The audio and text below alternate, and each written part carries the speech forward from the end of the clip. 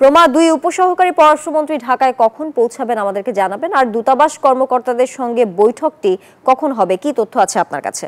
তানিয়া, এই মুহূর্তে আমি আছি রাজধানীর গুলশানের ইএমকে সেন্টারে এবং এখানে সকাল 10:30টার সময় কিন্তু আমরা জানি যে 3 দিনের সফরে ঢাকায় এসেছেন যুক্তরাষ্ট্রের 2 সহকারী পররাষ্ট্র মন্ত্রী নিকোল চুলিক ও অ্যান্ড্রু হেরাপ, এবং তারা 10:30টার সময় এখানে এসেছেন এবং বাংলাদেশে অবস্থিত মার্কিন দূতাবাসের যে কর্মকর্তা আছে তাদের সাথে বাংলাদেশের এই মুহূর্তে সার্বিক পরিস্থিতি নিয়ে তারা এখানে বৈঠক করেছেন।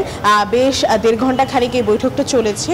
এরপরেই তারা এখান থেকে এই মুহূর্তে রওনা হয়েছেন। কিছুক্ষণ আগে আমরা বলতে পারি যে বেশ আধা ঘন্টা আগেই তারা এখান থেকে রওনা হয়েছে বৈঠক শেষ করে, এবং বৈঠক শেষ করে আজকে আমরা জানি যে দুপুরে তারা বৈঠক করবেন বিএনপি, জামাত ইসলাম এবং এনসিপির যে দলীয় প্রতিনিধিরা আছে তাদের সঙ্গে।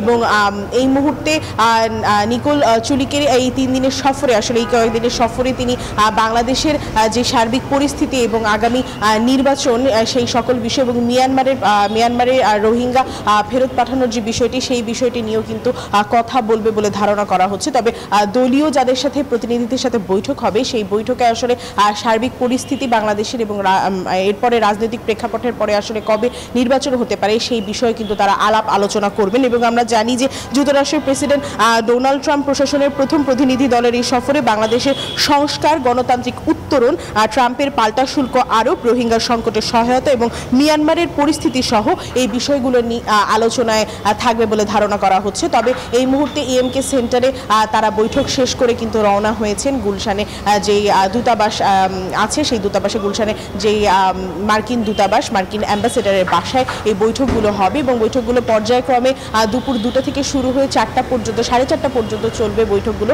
প্রত্যেকটি দলের বিএনপি এবং জামাত ইসলাম এবং এনসিপির যে দলীয় প্রতিনিধি আছে তাদের সাথে তারা বৈঠক করবেন এবং বাংলাদেশের সার্বিক পরিস্থিতি এবং কি পরিস্থিতিতে এই মুহূর্তে বাংলাদেশে আসলে নির্বাচনটা কবে হতে পারে বা কি পরিস্থিতিতে দলগুলো আছে সেগুলো বিষয়ে আলোচনা করবেন বলে ধারণা করা হচ্ছে। এই ছিল আমার হাতে পাওয়া তানিয়া সর্বশেষ খবরাখবর ইএমকে সেন্টার থেকে। বান্ডেল থাকলে প্রতি সেনমানিতে টাকা বাঁচবে।